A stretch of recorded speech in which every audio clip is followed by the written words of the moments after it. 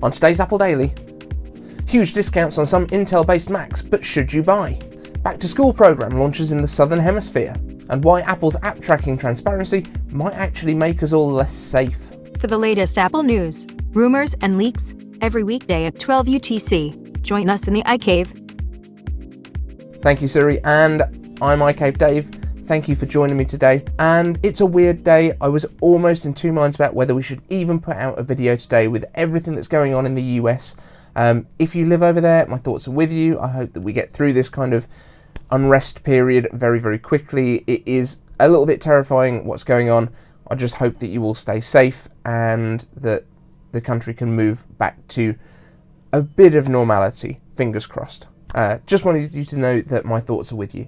But moving swiftly on, we have got some great stories today, so let's get straight into it. If you love this kind of Apple news, please feel free to hit the like button, subscribe to the channel, and ring the notification bell to join our notification squad. Just let me know in the comments with the hashtag notification squad if you've done that. Big discounts on iMac and 16-inch MacBook Pros. Is it a clearance? If you're in the market for an Intel MacBook, and of course, as far as I'm concerned, most normal people should not be, you can find massive discounts right now at many retailers that are attempting to clear stock. These are not generous discounts though, in my opinion, but desperate ones trying to cash in on the more casual buyers who haven't paid attention to the value proposition of Apple Silicon just yet. Now, don't get me wrong, there will be people shouting in the comments that Intel Macs is what they need, and there will be people who are watching this video right now for whom buying an Intel Mac with a substantial discount does make sense. Those are the people who must have Windows running through Boot Camp as an option, or need access to multiple operating systems or x86 support natively. If you're a user of Premiere Pro and need a system that performs as well as possible today because you've got work to do, and there's no way that you can do that work using Final Cut, it's a really good option for you. Or even if you just need a proven platform that, because many professionals won't use the latest version of an operating system, as much as anything else, just to make sure that everything that they need to use is compatible and there are no hiccups. If you fall into those categories, then maybe an Intel Mac is for you. But I do think even with these discounts, for the vast majority of users, Apple Silicon M1 based Macs are the right choice right now and will offer a much better performance per dollar. But if you must have a 16-inch display on your notebook and you have to have it this week, it's not a bad time to shop. But understand that these discounts are more likely to be just making space for the better value, much faster M1X based systems that are likely to be here in just a couple of months. Shop wisely. Back to school promotions launch in Australia, New Zealand, and more. Apple's back to school program is now underway in a number of mainly Southern Hemisphere countries, so if you're in the market for a Mac there, this is actually the first time that you can buy an M1 based MacBook and get free AirPods, as well as the education store pricing.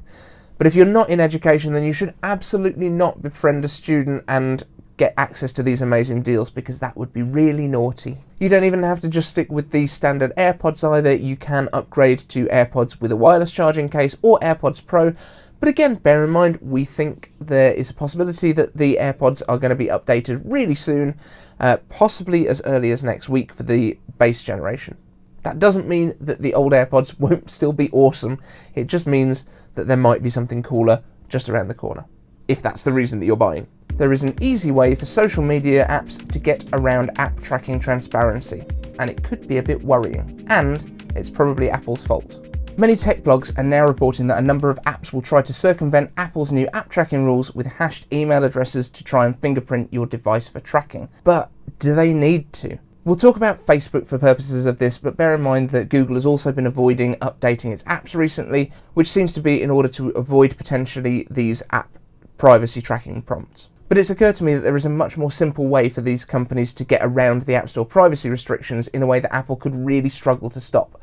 And it seems like a number of companies might now actually be going down this route for very different reasons. When the iPhone was originally introduced by Steve Jobs, there was no App Store. Web apps were the way to build something for the iPhone.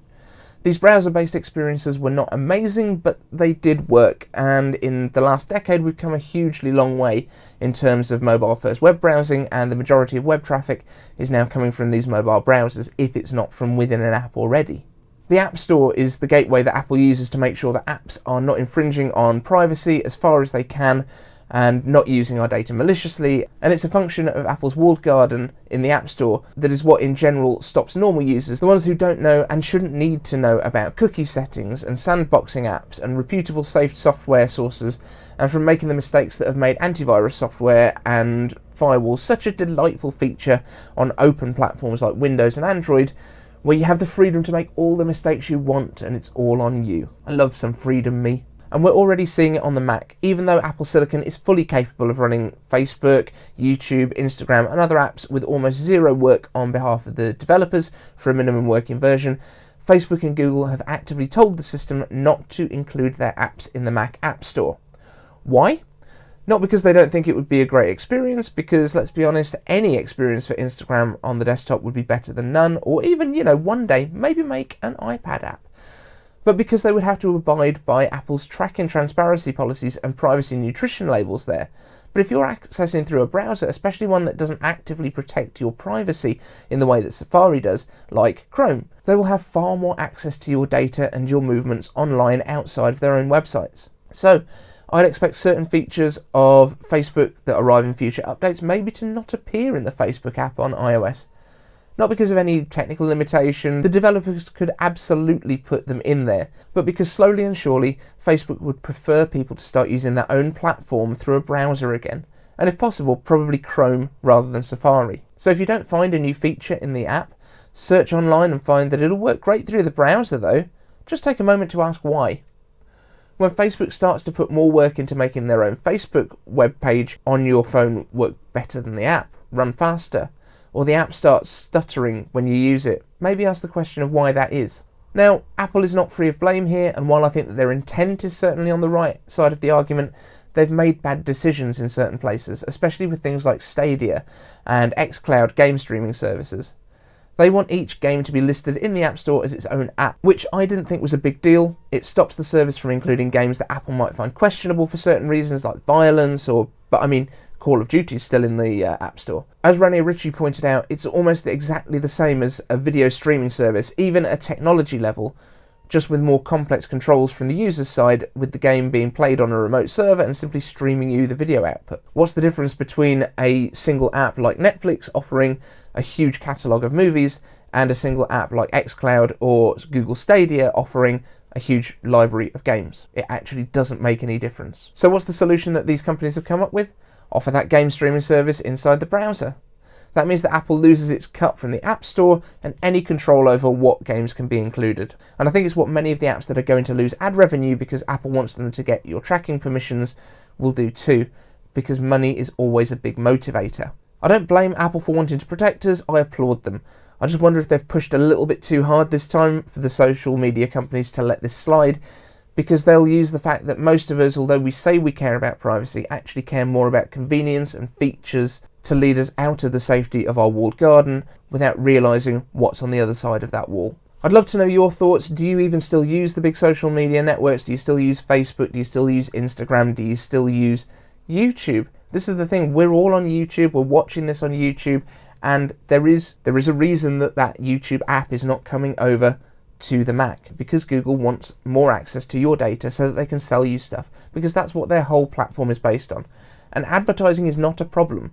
Advertising is not necessarily a bad thing, because hosting all of this video costs a lot of money. Facebook running its servers costs a lot of money. They have to be able to fund it somehow. Whether the amount of data that they're using to fund it is a good thing or a bad thing, I don't know. And you have to bear in mind that if the ads are going to be less targeted and therefore less effective, they're going to have to show you more in order for their revenues to stay the same so that they can keep providing the service. It's a very difficult question. It's not a simple one of, I don't want to be tracked. If you don't want to be tracked, maybe you need to pay for the service specifically. I don't know where the balance sits on that, but it's an interesting question. Just bear in mind that if you see people starting to use Facebook as a website on their phones rather than in the app, it might be intentional. Thanks so much for watching, and I'll see you in the next one.